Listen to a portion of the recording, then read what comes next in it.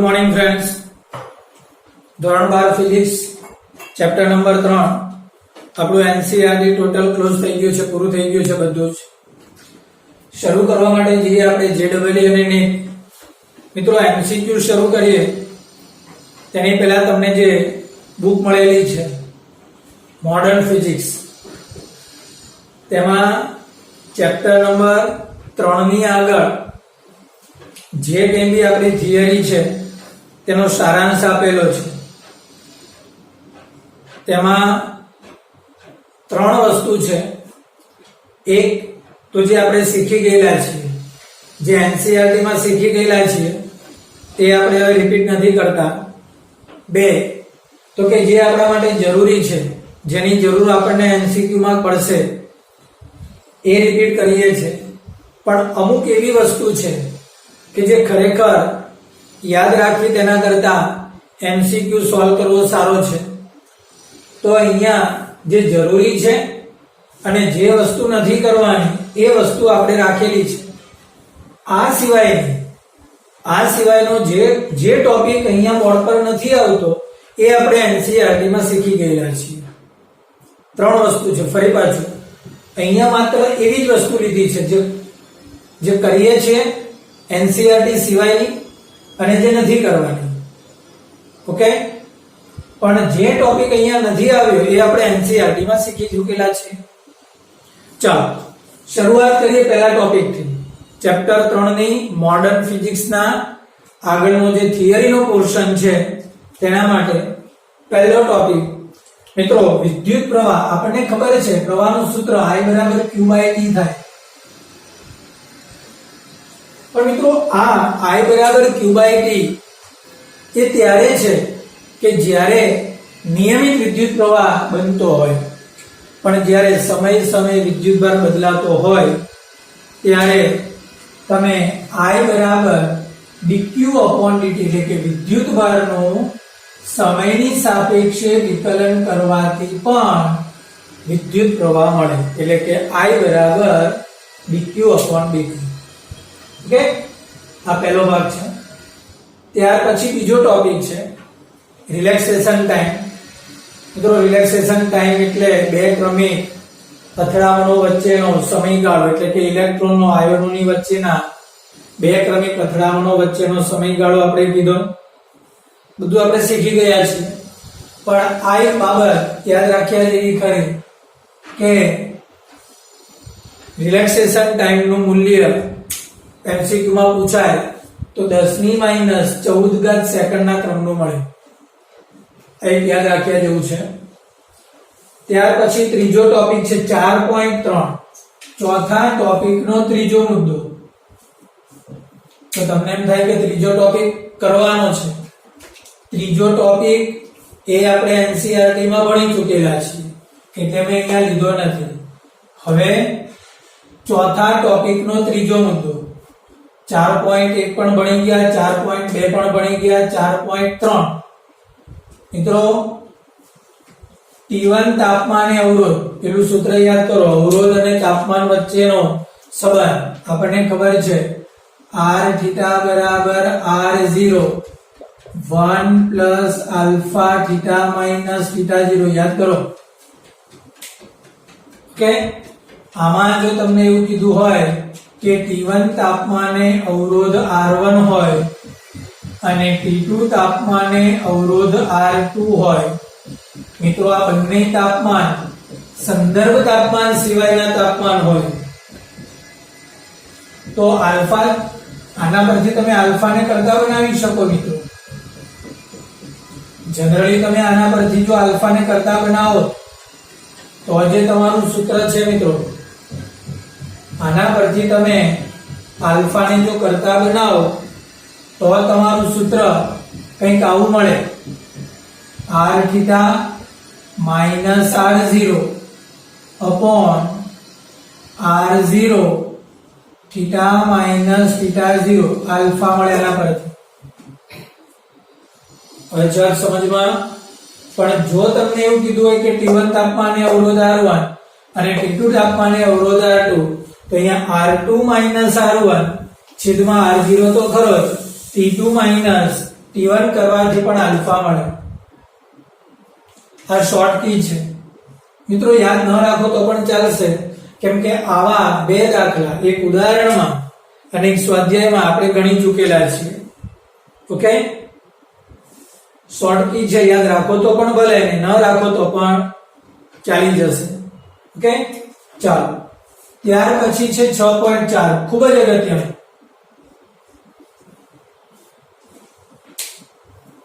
બે અવરોધ R1 અને R2 સમાંતરમાં જોડેલા હોય અને અહીંથી પ્રવાહ I જતો હોય.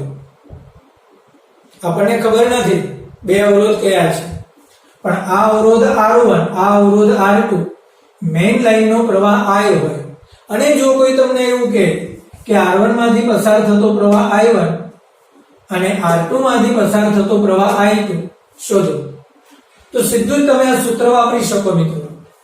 I2 બરાબર I તો લેવાનો છે, R1 લેવાનો, છેદમાં R1 પ્લસ R2 કરવાનો.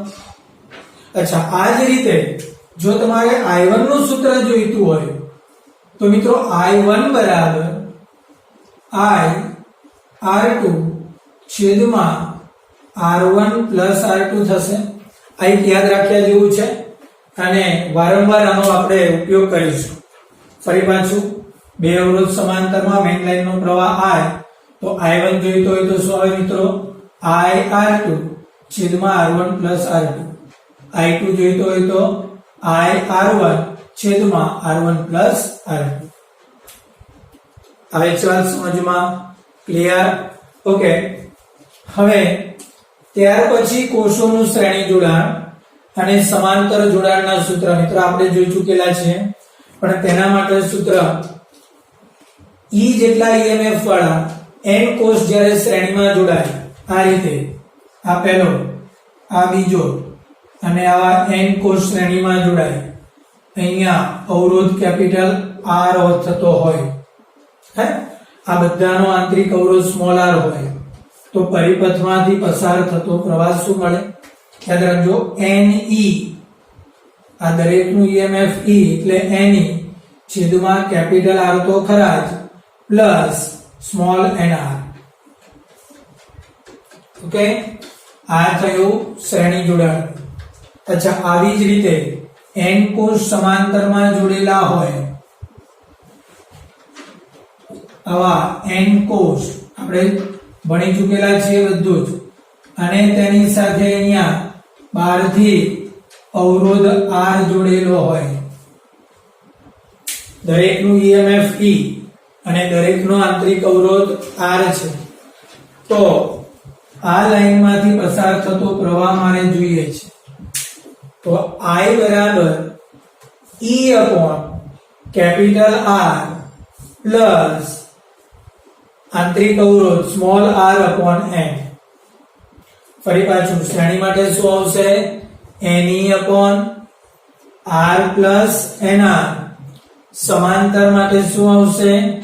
સમાંતર માટે E upon r plus r upon n. મિત્રો આ આપણે જોયો 8 નંબરનો ટોપિક.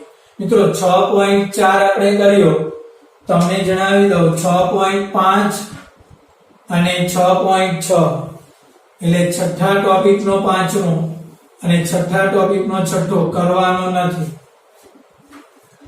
આવું એટલા માટે કે ઘણીવાર અમુક વસ્તુની શોર્ટ કી આપણા માટે નુકસાન કરતા હોય છે. એટલે 6.4 ઓકે, 6.5 અને 6.6 આપણે નહીં કરીએ. ઠીક છે? ઓકે, કોષોનું સમાંતર એટલે કે 8 નંબરનો ટોપિક શ્રેણી જોડાણ યાદ રાખો, સમાંતર જોડાણનો પ્રવાહ યાદ રાખો. અચ્છા, મિશ્ર જોડાણ નહીં કરવાનું. કેમ?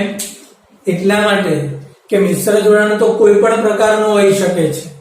અહીંયા જે તમને શોર્ટ કી આપી છે એ જ પ્રમાણેનું મિશ્ર જોડાણ હોય એવું જરૂરી નથી. એટલે આપણે મિશ્ર જોડાણમાં પડીશું નહીં. ક્લિયર? તો આટલા 8 ટોપિક ના શોર્ટ કી તમારી ક્લિયર હોવી જોઈએ. ચાલો, ત્યાર પછી હવે આપણે આગળ વધીએ. Topic number 11. મિત્રો બેટરી બે પ્રકારના જોડાણમાં હોય છે, આપણે ભણી ગયા. એક તો બેટરી ચાર્જિંગ ની અવસ્થા અને બીજું તો કે બેટરી ડિસ્ચાર્જ ની અવસ્થા. મિત્રો બેટરી જ્યારે ચાર્જ થતી હોય ત્યારે સૂત્ર શું વાપરવું અને ડિસ્ચાર્જ થતી હોય ત્યારે શું વાપરવું એ આપણે ભણી ચૂકેલા છીએ. જો ચાર્જ થતી હોય ત્યારે V બરાબર E પ્લસ IR, ડિસ્ચાર્જ થતી હોય ત્યારે V બરાબર E માઇનસ IR. ઓકે, આ રીતે ડિસ્ચાર્જ થશે બેટરી. અવરોધ R સાથે બેટરી જોડેલી છે, આ તેનો આંતરિક અવરોધ છે, આ બેટરીનું EMF E અને ટર્મિનલ વોલ્ટેજ V. ઓકે, તો મિત્રો અહીંયા V ના બે સૂત્ર મળે. V બરાબર E માઇનસ IR, તો IR બરાબર E માઇનસ V લખી શકું. તો R બરાબર E minus V upon I થાય. મિત્રો પણ હજુ પણ એક સૂત્ર થાય. આ જે અવરોધ R માટે V બરાબર IR થાય તો I બરાબર V અપોન R થાય. આ કિંમત અહીંયા મૂકો તો E માઇનસ V અને અહીંયા V અપોન R એટલે R ઉપર જશે. તો આ રીતે તમે આંતરિક અવરોધનું સૂત્ર પણ યાદ રાખી શકો. E minus V upon V into R. પડી સમજ? ક્લિયર? ચાલો, તો આ થયો ટોપિક નંબર 11. મિત્રો આપણે છેલ્લે 8મો ટોપિક જોયો. તો 8 પછી 9, 10 એ આપણે NCERT માં જોઈ ચૂકેલા છીએ એટલે અહીંયા ફરી પાછું આપણે લીધો નથી. આ 11 આટલું તો જોયેલું હતું પણ આ વધારાની બાબત આપણે અહીંયા જોઈ. ચાલો, ત્યાર પછીનો ટોપિક નંબર છે 12, ખૂબ જ અગત્યનો, સ્ટાર ટુ ડેલ્ટા ગોઠવણ. મિત્રો આપણે આ ચેપ્ટરમાં ઘણા બધા પ્રકારની સર્કિટો આપેલી હોય તો એ સર્કિટ ને કઈ રીતે સોલ્વ કરવી એના માટે આ સ્ટાર ડેલ્ટા ગોઠવણ ખૂબ જ અગત્યનો મુદ્દો છે. ધારો કે કોઈ સર્કિટમાં અહીંયા એક અવરોધ R1 આપેલો છે, આ અવરોધ R2 આપેલો છે અને આ અવરોધ R3 આપેલો છે. આ બિંદુ A, આ બિંદુ B અને આ બિંદુ C છે. તો તમે આ જોડાણને ડેલ્ટા જોડાણ કહેવાય મિત્રો. ઓકે, તમે આને કંઈક આવા જોડાણમાં ફેરવી શકો છો.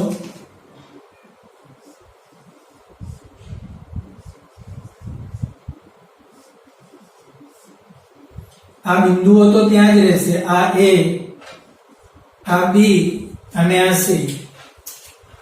પણ અહીંયા જે અવરોધ છે આ અવરોધ ધારી લો કે R of A કહું, આને R of B કહું અને આને R of C કહું. મિત્રો આ બંને સર્કિટ એક જ થઈ. ઘણીવાર તમારા આ જોડાણને આવા જોડાણમાં તમારે ટ્રાન્સફર કરવાની જરૂર પડે. તો તમારો આ R A કેવી રીતે મળે? બહુ સિમ્પલ, જરા ધ્યાનથી જોજો. R A કેવી રીતે મળે? આ જે R A છે એ આ લાઈનમાં આવ્યું, જો અહીંયા. તો એ મેળવવા માટે આ બંનેનો ગુણાકાર કરો. આ બંનેનો ગુણાકાર એટલે કે R1 ગુણ્યા R2 છેદમાં 3 એ 3 નો સરવાળો એટલે R1 plus R2 plus R3. હવે વાત સમજમાં. આ જ રીતે ધારી લો કે મારે આ RC જોઈતો છે તો મિત્રો RC નું સૂત્ર તમે શું બનાવશો? RC તો RC અહીંયા આવે છે જો, તો એનું સૂત્ર શું બનશે? R2 ગુણ્યા R3, R2 ગુણ્યા R3 છેદમાં 3 એ 3 નો સરવાળો એટલે R1 plus R2 plus R3. ચાલો એ જ રીતે મારે આ બાજુ RB બનાવવો છે તો RB શું બનશે? તો RB મેળવવા માટે R1 અને R3 નો ગુણાકાર R1 ગુણ્યા R3 અને છેદમાં 3 3 નો સરવાળો R1 plus R2 plus R3 થશે. હવે જો વાત સમજમાં એક ઉદાહરણ તમને આપું. ધારો કે આ અવરોધ 3 નો છે, આ અવરોધ બી 3 નો અને આ અવરોધ બી 3 નો. તો આમાં કિંમત મૂકો. જો આ 3 ગુણ્યા 3 એટલે આ 9 થશે. છેદમાં અહીંયા 3 3 નો સરવાળો 3 વત્તા 3 વત્તા 3 એટલે એ પણ 9. તો આ 1 થશે. તો મિત્રો આ અવરોધ 1 ઓહ્મ નો થશે. એ જ રીતે આમાં કિંમત મૂકો તો આ પણ 1 ઓહ્મ થશે. આ મૂકો તો આ પણ 1 ઓહ્મ થશે. તો આ 3 3 3 ન મૂકવા હોય તો આ સર્કિટ કેન્સલ કરી તમે આની જગ્યા પર અહીંયા 1 મૂકો, આની જગ્યા પર અહીંયા 1 અને આની જગ્યા પર અહીંયા 1. આ પણ 1 ઓહ્મ, આ પણ 1 ઓહ્મ. તો મિત્રો આ સર્કિટને આ પ્રમાણેની સર્કિટમાં કન્વર્ટ કરી શકાય. તો આ છે સ્ટાર અને આ છે ડેલ્ટા. ડેલ્ટાને સ્ટારમાં આ રીતે કન્વર્ટ કરી શકાય. આનાથી ઉલટું તમારી પાસે સ્ટાર છે તો સ્ટારને આ જ સૂત્રનો ઉપયોગ કરી ડેલ્ટામાં કન્વર્ટ કરાય. પણ મોટા ભાગે આપણે ડેલ્ટાને સ્ટારમાં કન્વર્ટ કરીએ છીએ કેમ કે ડેલ્ટા સોલ્વ કરવો અઘરો છે, સ્ટાર સોલ્વ કરવો સહેલો છે. એટલે 99% કેસમાં ડેલ્ટાને આપણે સ્ટારમાં કન્વર્ટ કરીશું. બોલો હાલ છે વાત સમજમાં? તો આ થયો આપણો ટોપિક નંબર 12. વધીએ આગળ. ઓકે મિત્રો, તો આપણો ટોપિક નંબર 13 આપણે કરવાનો નથી. ફરી પાછું તમને યાદ અપાવી દઉં કે અહીંયા માત્ર એવા જ લીધેલા છે જે કરવાના છે ને જે નથી કરવાના. આ સિવાયના જે નંબર નથી પડતા એ તમારે NCERT માં આવી ચૂકેલા છે જે ચોક્કસથી કરવાના જ છે. 13 નંબરનો ટોપિક નહીં કરીએ આપણે. 14 નંબરનો ટોપિક. મિત્રો 14 નંબરના ટોપિકમાં તમને બે આકૃતિ આપી છે, મેં ડ્રો નથી કરી. તમારી પાસે બુક રાખી લેજો, તમને આઈડિયા આવી જશે. પહેલી આકૃતિ એવી છે કે તેમાં બે કોષોને વિરોધક જોડાણમાં લીધેલા છે. એટલે કંઈક આ રીતે થાય. આ પહેલો કોષ અને આ બીજો કોષ આ રીતે. અને જો તમે અહીંયા બાહ્ય અવરોધ કેપિટલ R જોડેલો હોય, આ E1 અને આ E2. ઓકે, આનો આંતરિક અવરોધ R1 હોય અને બીજાનો આંતરિક અવરોધ R2 હોય. તો મિત્રો પરિપથમાંથી વહેતો જે પ્રવાહ છે અહીંયા તમે E1 is greater than E2 હોય, E1 નું મૂલ્ય E2 કરતા મોટો હોય તો પ્રવાહ આ દિશામાં પસાર થાય. તો તમે I બરાબર E1 માઈનસ E2 અને તેના છેદમાં R1 plus R2 plus capital R લઈ શકો. જો સહાયક જોડાણમાં હોય તો, વિરોધક જોડાણમાં હોય તો આ માઈનસ માઈનસ એક સાથે છે. આવી જ રીતે પ્લસ પ્લસ એક સાથે હોય તો પણ આ જ સૂત્ર લાગશે. હવે વાત સમજમાં. આ પહેલી આકૃતિ છે. બીજી આકૃતિ માટે તમે E1 અને E2 ને સહાયકમાં જો તમે લેશો, તમારી પાસે આકૃતિ આપેલી છે આ રીતે છે પહેલું, અને બીજા માટે આ રીતે છે. અહીંયા કોઈ બાહ્ય અવરોધ R લઈ લો, હોય લઈ પણ શકાય અને ન પણ લઈ શકાય. તો જો આ પ્લસ સાથે માઈનસ છે ને માઈનસ સાથે પ્લસ છે, તો મિત્રો તમારો જે પ્રવાહ છે અહીંયા EMF નો સરવાળો થાય E1 E2 છેદમાં R1 R2 R થશે. આઈ થિંક તમારી બુકમાં ભૂલ છે, માઈનસ છપાયો છે, માઈનસ નહીં આવે. ઓકે, જો અહીંયા બાહ્ય અવરોધ ન હોય તો અહીંયા નહીં લખવાનું. ઓકે, આ રીતે હોય તો લખી દો. ક્લિયર? ચાલો, ત્યાર પછી આ જ સર્કિટમાં અહીંયા P બિંદુ અને આ Q બિંદુ હોય તો આ બંને છેડા વચ્ચેનો સ્થિતિમાનનો તફાવત એટલે કે Vp - Vq આ સૂત્રથી તમને મળશે.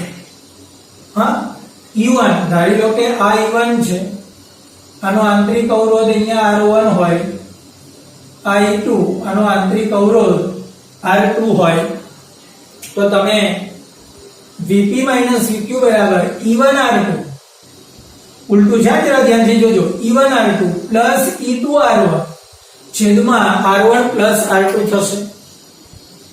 આ પણ એક શોર્ટ કી છે. પડી સમજ? ક્લિયર? ઓકે.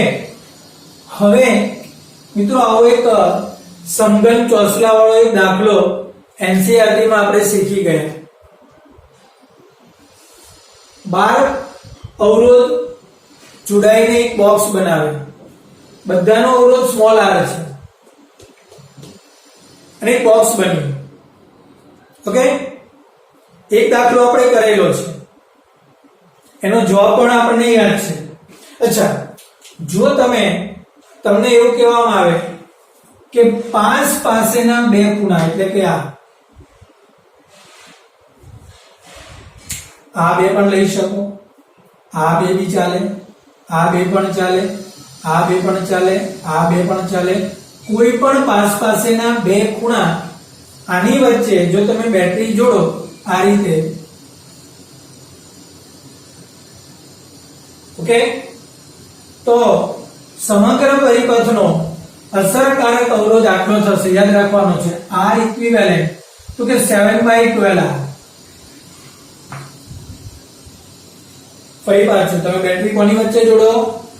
5 પાસેના બે, એટલે કે આ A અને આ B, તો A અને B વચ્ચેનો અસરકારક અવરોધ 7/12R થાય. ચાલો આ પૂછી કાઢીએ.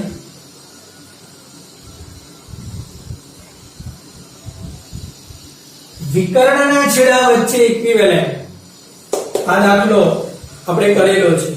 વિકર્ણના બે છેડા એટલે વિકર્ણના બે છેડા એટલે આ અને સામેની બાજુમાં આ લઈ લો, આ બે વચ્ચે, અથવા આ બે લઈ લો, અથવા આ બે લઈ લો, અથવા આ બે.